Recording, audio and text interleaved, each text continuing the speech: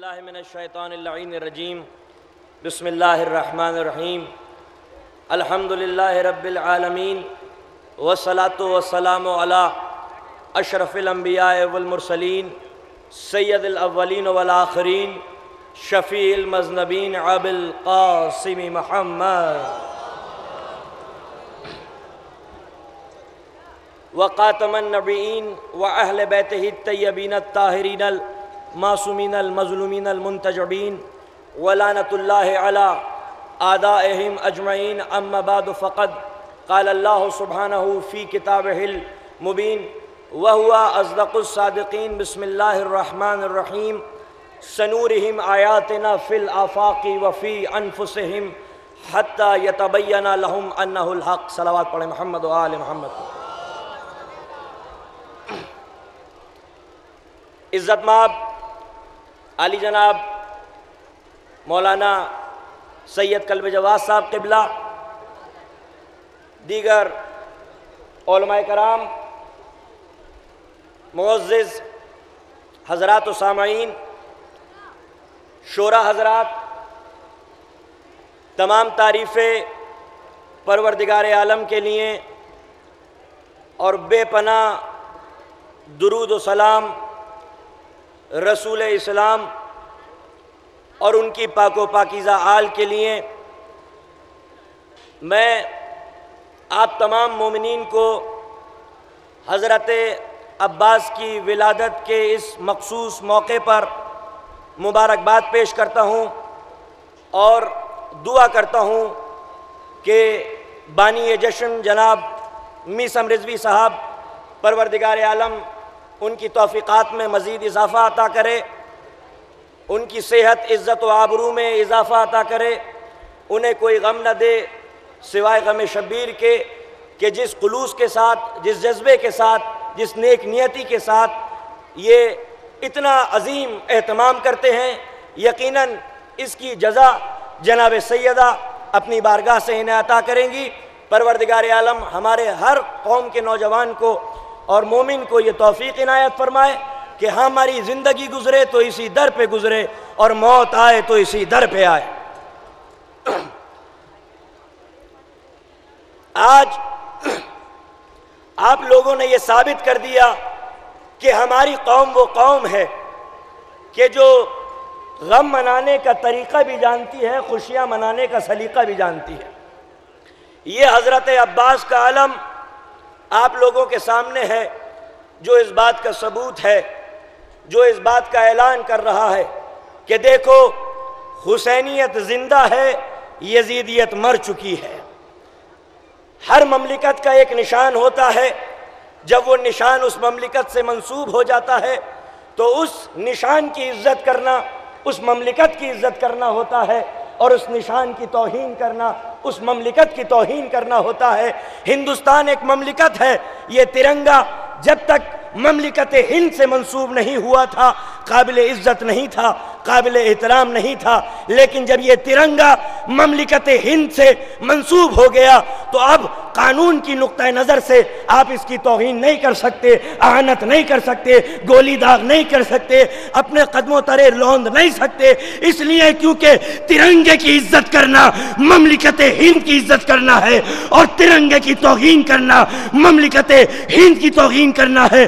پروردگار عالم کی بھی ایک مملکت ہے، مملکت کے توحید کے نشان کو اس علم کو مملکت توحید کا نشان کہا کرتے ہیں۔ اس علم کی عزت کرنا مملکت توحید کی عزت کرنا ہے، اور اس علم کی توہین کرنا مملکت توحید کی توہین کرنا ہے۔ یہ علم ہمیں بہت عزیز ہے، اس لیے کیونکہ یہ مملکت توحید کا نشان ہے۔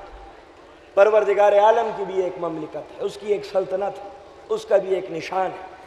اس کی عزت کرنا مملکت توحید کی عزت کرنا ہے، اور اس کی اہانت کرنا مملکت توحید کی اہانت کرنا ہے۔ عزیزان گرامی، آج وہ شخص اس دنیا میں آیا ہے جس کا نام عباس ہے۔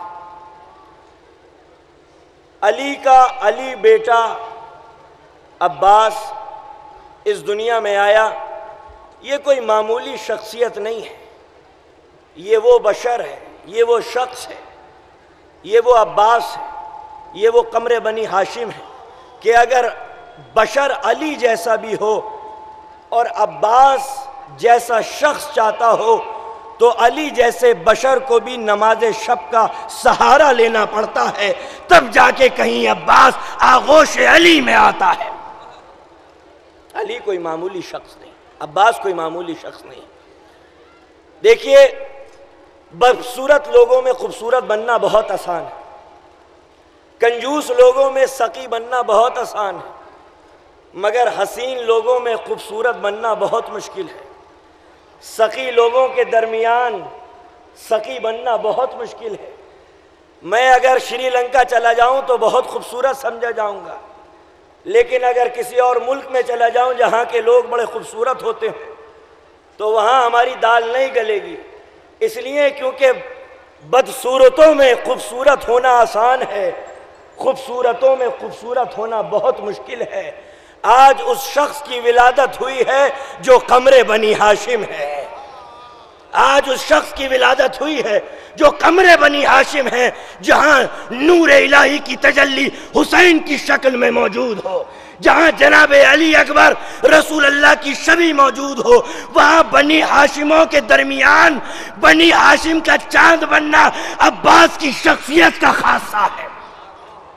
نعرہ حیدری!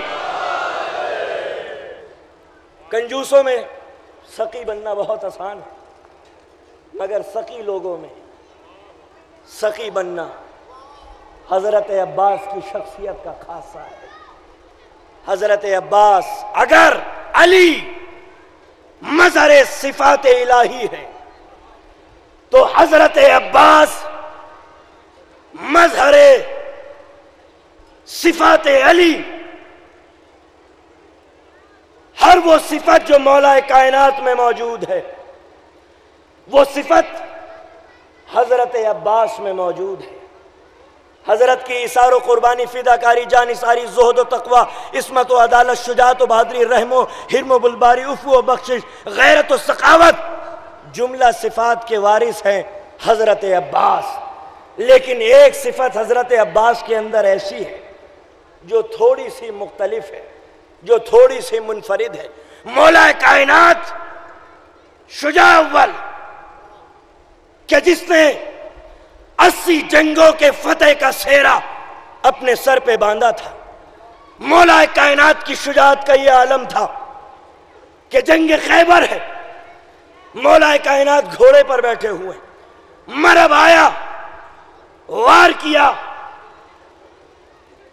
خون تازہ جاری ہونے لگا، مرزا دبیر کے ذوق شاعری نے انگڑائی لی، مولا کائنات کی شجاعت ملاحظہ فرمائی۔ اور پھر میں بتاؤں گا کہ حضرت عباس کی شجاعت تھوڑی سی جو مختلف ہے مولا کائنات سے وہ کیسے ہے۔ مرزا دبیر کے ذوق شاعری نے انگڑائی لی، بازو مصطفیٰ کو غرض آ گیا جلال، منہ ہو گیا جلال جہاں آفری کا لال، اور اٹھ کھڑے تھے غیظ میں سارے بدن کے بال، اور پھر شاہ ذوالفقار نے تلوار لی سنبھال، آئی ندا یہ غیب سے از جلد ناگہاں، جبرائیل و میکائیل و سرافیل کو کہ ہاں، تھامو علی کے ہاتھ کو جلدی فرشتگاں، عرصہ کیا تو پھر عالم ایجاد پھر کہاں۔ مولا کائنات نے تلوار کو بے نیام کیا، تلوار کو بے نیام کیا علی نے۔ علی کی شجاعت کا یہ عالم ہے کہ تلوار بے نیام ہوئی، پروردگار عالم نے فرشتوں سے کہا، فرشتوں جلدی جاؤ، تھامو علی کے ہاتھ کو، جلدی فرشتگاں، عرصہ کیا تو پھر عالم ایجاد پھر کہاں۔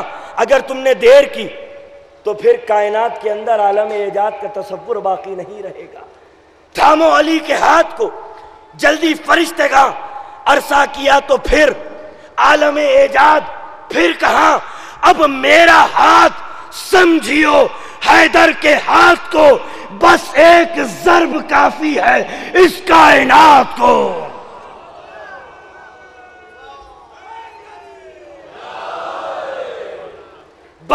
ایک ضرب کافی ہے۔ اس کائنات کو تو علی کی شجاعت کا عالم کیا ہے کہ 80 جنگیں جیتی ہیں اپنی تلوار کے بلبوتے پر، لیکن حضرت عباس کی جو شجاعت ہے اس کا یہ عالم ہے کہ حضرت عباس کے اندر باپ کے ساتھ ساتھ دادا کی صفت شجاعت موجود ہے، حضرت ابو طالب علیہ السلام کی صفت شجاعت موجود ہے، اور علی کی شجاعت میں اور ابو طالب کی شجاعت میں فرق یہ ہے کہ علی نے جنگیں جیتی ہیں تلوار کے بلبوتے پر، اور حضرت ابو طالب نے جنگیں جیتی ہیں اپنی نگاہوں کے بلبوتے پر، نگاہوں کے بلبوتے پر۔ حضرت عباس کی ہیبت کا یہ عالم تھا کہ اگر دشمنوں کو غیظ و غضب کی نگاہوں سے دیکھ لیا ہے پھر جرأت باقی نہیں ہے دشمن میں کہ وہ حضرت عباس کے غیظ و غضب کی تاب لا سکے۔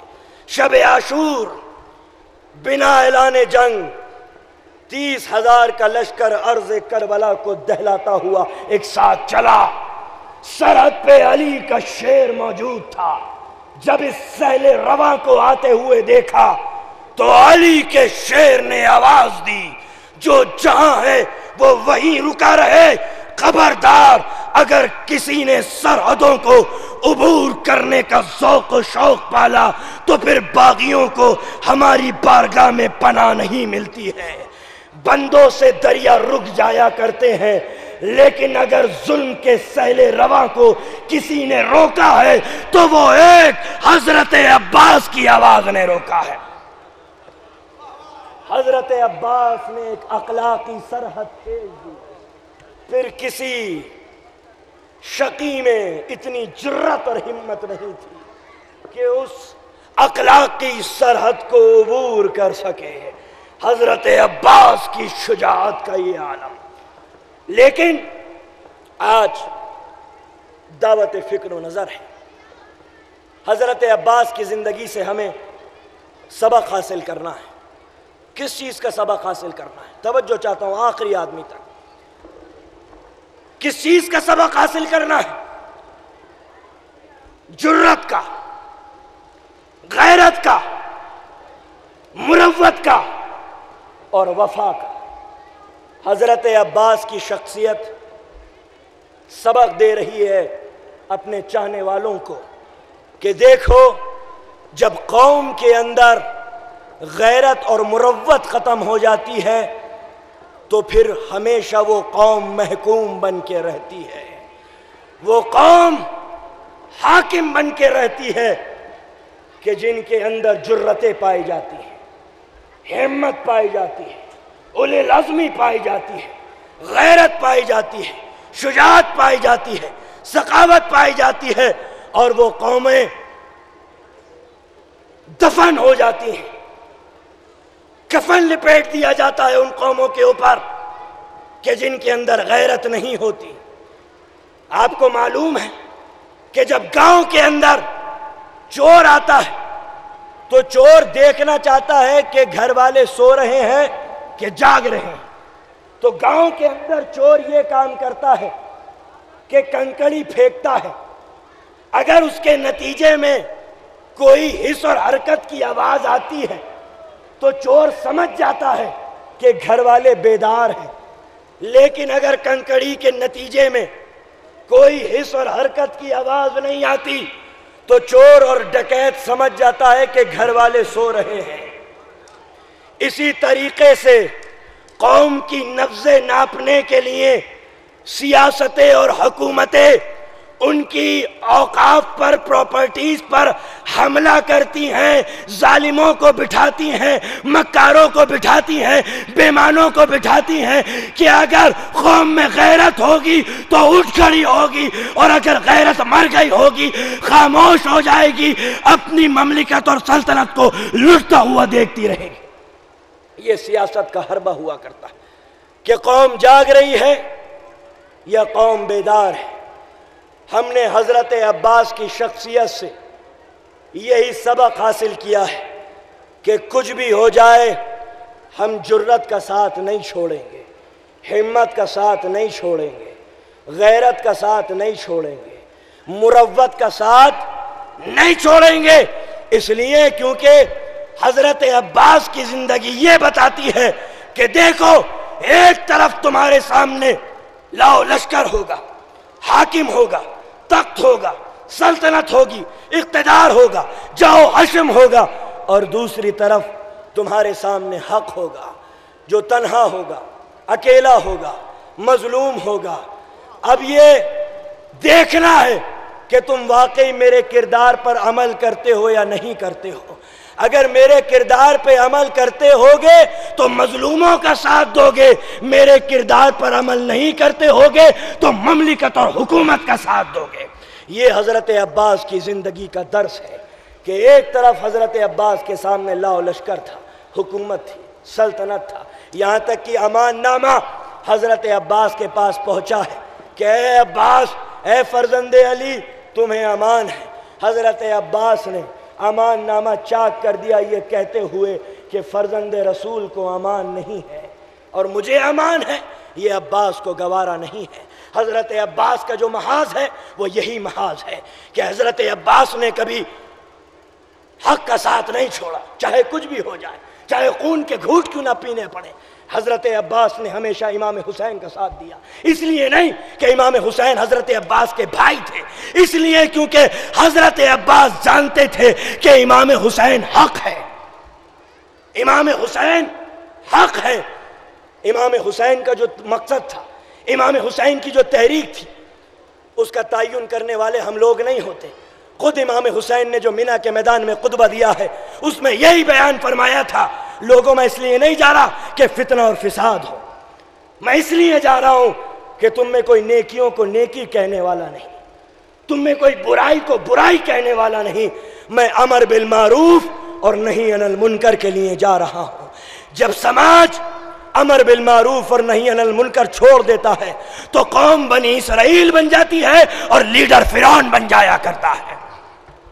عوام سے بڑی طاقت کسی کی طاقت نہیں ہوتی، عوام سے بڑی عدالت کسی کی عدالت نہیں ہوتی۔ عوام چاہے تو حق پھیل جائے، عوام چاہے تو باطل پھیل جائے۔ ایران کے ڈاکٹر علامہ شریعتی کا نام آپ نے سنا ہوگا، انہوں نے ایک سماجی تھیوری دی ہے۔ علامہ شریعتی فرماتے ہیں کہ سماج 3 طبقوں میں بٹا ہوا ہے، ایک پیور اہل حق جو 5% ہے، ایک پیور اہل باطل جو 10% ہے، اور 85% عوام ہے جو نہ اہل حق ہے نہ اہل باطل ہے۔ اگر یہ عوام حق والوں کا ساتھ دے دیتی ہے تو حق پھیل جاتا ہے، باطل والوں کا ساتھ دے دیتی ہے تو باطل پھیل جاتا ہے۔ اگر باطل والوں کا ساتھ دیتی ہے تو مدینے میں حق تنہا رہ جاتا ہے، اور اگر حق والوں کا ساتھ دے دیتی ہے تو حق والا منبر پر آ کر کہتا ہے لوگوں خدا کا شکر ادا کرو کہ آج حق اپنے مقام پر پہنچ چکا ہے۔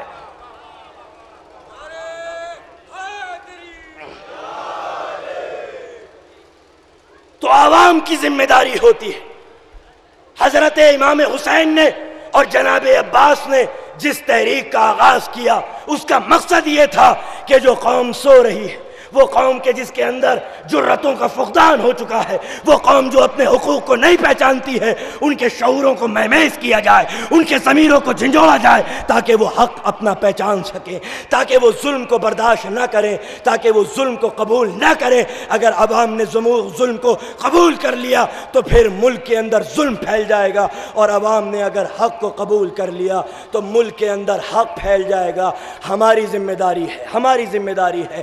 جب نوح کا طوفان آیا ہے تو اچھے لوگ بھی عزت پہ آ گئے، برے لوگ بھی عزت میں آ گئے۔ کسی نے امام جعفر صادق سے پوچھا مولا یہ کیا ہوا کہ جب نوح کا طوفان آیا تو جو اچھے تھے وہ بھی غرقیاب ہو گئے، جو برے تھے وہ بھی غرقیاب ہو گئے؟ مولا نے فرمایا جو برے تھے وہ تو برے تھے، لیکن جو اچھے تھے وہ برائی کو دیکھ کر خاموش رہا کرتے تھے۔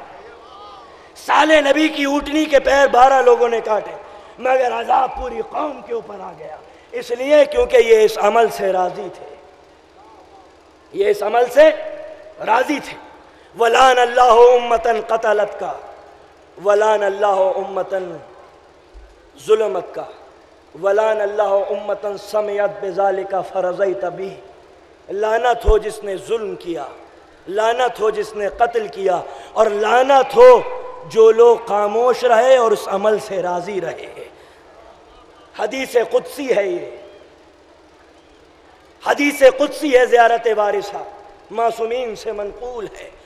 لہذا نبیوں کا کام، امام حسین کا کام یہ تھا، تحریک یہ تھی کہ جو قوم سو رہی ہے اس قوم کو بیدار کر دیا جائے۔ اس کے بعد پھر ایسا انقلاب آئے کہ بچہ بھی خاموش نہ رہے۔ یزید کا دربار ہے، امام حسن کا بیٹا 5 برس کا محمد موجود ہے، یزید کا بیٹا 14 برس کا خالد موجود ہے۔ ایک مرتبہ 14 برس کا خالد کہتا ہے محمد مجھ سے کشتی لڑو گے؟ 5 برس کا محمد کہتا ہے ہم اہل بیت میں سے ہیں، ہم کشتی نہیں لڑا کرتے۔ ایک مرتبہ خالد مسکراہا، اپنے آپ کو فاتح سمجھنے لگا، اس کو دیکھ کے یزید مسکرانے لگا، پورا دربار مسکرانے لگا۔ جب اس بچے نے دیکھا کہ پورا دربار مسکرا رہا ہے، حاکم مسکرا رہا ہے، ایک مرتبہ بچہ کہتا ہے یزید اگر یہی بات ہے تو ایک خنجر مجھے دے دے، ایک خنجر اپنے بیٹے خالد کو دے دے تاکہ یہ مجھے قتل کر دے، تاکہ میں اپنے جد رسول اللہ سے جنت میں مل جاؤں، یا پھر میں اسے قتل کر دوں تاکہ یہ اپنے جد سے دوزخ میں جا کے ملاقات کرے۔ یہ تھا انقلاب کربلا کہ بچے کے اندر وہ جرت اور ہمت پیدا کر دی کہ اب 5 برس کا بچہ ظلم سے نہیں ڈرتا، ظالم سے نہیں گھبراتا۔ یہی درس ہے کربلا کا، یہی درس ہے حضرت عباس کی زندگی کا۔ لوگوں اگر تم دیکھو کہ حق کمزور ہو گیا ہے تو پھر یہ تمہاری ذمہ داری ہے کہ امر بالمعروف اور نہی عن المنکر کو کبھی فراموش نہ کرنا۔ اس لیے کیونکہ اگر تم نے امر بالمعروف اور نہی عن المنکر چھوڑ دیا تو تمہاری نمازیں قبول نہیں ہوں گی، تمہارے روزے قبول نہیں ہوں گے، تمہارے حج قبول نہیں ہوں گے، تمہارا عقیدہ قبول نہیں ہوگا۔ اگر تم چاہتے ہو کہ تمہاری عبادتیں قبول ہو جائیں تو پھر امر بالمعروف اور نہی عن المنکر کرتے رہنا، نیکیوں کی ہدایت کرتے رہنا، برائیوں سے روکتے رہنا۔ یہی درس کربلا ہے، یہی درس عزائے حسین ہے کہ انسان کے اندر وہ جرت اور ہمت پیدا ہو کہ وہ ظلم کو برداشت نہ کر سکے۔ اس لیے کیونکہ امام حسین اس لیے شہید ہو گئے کیونکہ اس دور نے ظلم کو برداشت کر لیا تھا۔ اگر پوری عوام کھڑی ہو جاتی، پورا ملک کھڑا ہو جاتا، مجمع سامنے آ جاتا تو پھر یزید کے لشکر میں اتنی ہمت نہیں تھی کہ وہ امام حسین کے لشکر کو تاراج کر سکے۔ لہٰذا امام حسین نے قربان ہو کر لوگوں کے شعور کو مہمیز اور بیدار کر دیا کہ لوگوں کبھی بھی ظلم کو برداشت نہ کرنا۔ اس لیے کیونکہ اللہ نے تمہیں آزاد پیدا کیا ہے، اللہ نے تمہیں آزاد پیدا کیا ہے۔ آج جو ہمارے سامنے حالات ہیں آپ دیکھ رہے ہیں کہ سیاست کیسے کیسے سازشوں کے جال بن رہی ہے۔ سیاست اور حکومت یہ چاہتی ہے کہ جو آپ کے اوقاف ہیں، آپ کی پراپرٹیز ہیں، وہ ختم ہو جائیں تاکہ آپ لوگوں کے لیے سہارے کے اسباب بھی موجود نہ ہوں۔ انگریز جب ہندوستان کے اندر آئے ہیں تو اودھ کی حکومت موجود تھی، اودھ کی حکومت موجود تھی۔ انگریزوں نے امام باڑوں پر قبضے کرنے شروع کر دیے، آپ کی پراپرٹیز پر قبضے کرنا شروع کر دیے۔ واجد علی شاہ نے معزولی اس لیے قبول کر لی تھی تاکہ میں چلا جاؤں، قوم کے پاس یہ پراپرٹیز رہ جائیں۔ واجد علی شاہ نے معزولی اس لیے قبول فرمائی تھی۔ لہٰذا آج جو حالات ہیں آپ کے پیش نظر ہیں، آپ کو معلوم ہے کہ یہ قانون ہے، یہ لا ہے کہ اگر آپ کی پراپرٹیز ایک مقدار سے کم ہو جائیں گی تو پھر شیعہ وقف بورڈ باقی نہیں رہے گا، دوسرے وقف بورڈ میں یہ پراپرٹیاں ضم ہو جائیں گی، آپ کا بورڈ باقی نہیں رہے گا، آپ کی پراپرٹیز باقی نہیں رہیں گی۔ یہ کوئی میرا مسئلہ نہیں ہے، یہ کوئی شریعت آفتاب شریعت کلب جواز صاحب کا ذاتی مسئلہ نہیں ہے۔ کلب جواز صاحب کی کوئی ذاتی پراپرٹی پہ کسی نے قبضہ نہیں کیا، کسی بھی عالم کی کسی پراپرٹی پر کسی حکومت نے قبضہ نہیں کیا۔ یہ آپ کی اور میری پراپرٹی نہیں ہے، یہ امام کی جائیداد ہے۔ جس نے اس جائیداد کو لٹتے ہوئے دیکھا وہ ایسا ہی ہے جیسے مدینے میں موجود رہا اور فدق لٹتا رہا۔ وہ بھی جاگیر امام تھی، یہ بھی جاگیر امام ہے۔ اس کا تحفظ کرنا اتنا ہی ضروری ہے جتنا اس دور کی پراپرٹیوں کا تحفظ کرنا، حق کا ساتھ دینا۔ اس لیے کیونکہ حق کبھی پرانا نہیں ہوتا، حق ہر دور میں نیا رہتا ہے، عوام کی ذمہ داری ہوتی ہے۔ حضرت عباس کی زندگی کا درس یہی ہے کہ جرت پیدا کرو، ہمت پیدا کرو، کبھی ظلم کو قبول مت کرو۔ ہم اس عباس کے ماننے والے ہیں جو نہ درباروں سے گھبرایا، نہ لشکر سے گھبرایا، نہ اس کی تعداد سے گھبرایا۔ حضرت عباس وہ ہیں جو نہتھا لڑتا رہا۔ لہذا ہم بھی آپ کی سیرت پہ عمل کرتے ہوئے ایسے بن جائیں کہ اگر حق کا معاملہ آ جائے تو نہ حکومت سے گھبرائیں، نہ سلطنت سے گھبرائیں، نہ تاج سے گھبرائیں، نہ تخت سے گھبرائیں، نہ فوجوں سے گھبرائیں، نہ لشکر سے گھبرائیں۔ میری مائیں بہنیں یہاں پر تشریف فرمائیں، خواتین موجود ہیں۔ میں دست ادب جوڑ کے کہتا ہوں کہ آپ جناب زینب کی ماننے والی ہیں، وہ جناب زینب کے جس نے ثابت کر دیا کہ عورتوں کے اوپر بھی حق کا دفاع ایسے ہی واجب ہے جیسے حسین اعظم پر واجب ہے۔ لہٰذا اگر آپ کے مرد حق کے لیے آواز نہ بلند کریں تو انہیں جرت دلائیں، انہیں غیرت دلائیں کہ دیکھو امام کی جائیدادیں لٹ رہی ہیں، آ جاؤ آگے، ہم جناب زینب کی کنیزیں ہیں، وہ زینب کے جس نے اپنے خطبوں سے ظلم اور بربریت کو بے نقاب کر دیا اور یزید کے چہرے کے آگے پڑی ہوئی اس نقاب کو کھینچ لیا جس کے پیچھے شیطان کا طاغوتی چہرہ چھپا ہوا تھا۔ وہ جناب زینب کے جس نے ہنگامے مچا دیے، جس نے ظلم و ستم کو بے نقاب کر دیا، جس نے برسر اقتدار بیٹھے ہوئے ظالم حکمراں کی نقوت اور غرور کو چور چور کر کے رکھ دیا، وہ جناب زینب کے جس کے خطبات نے قصر ظلم کی بنیادوں میں زلزلے پیدا کر دیے، وہ جناب زینب کے جملے کچھ اس طرح سے ہیں کہ بھلا وہ بنی امیہ کے مکروہ چہرے کیوں کر پشیمان ہو سکتے ہیں کہ جن کی آنکھ کا پانی فسق و فجور کی لذتوں میں بہہ گیا ہو اور جن کا گوشت شہداء کے خون سے اگا ہو۔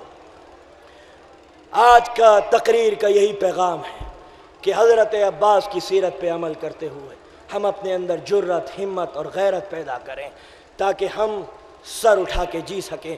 ہماری قوم کی توفیقات کے اضافے کے لیے پوری طاقت اور توانائی کے ساتھ نعرہ حیدری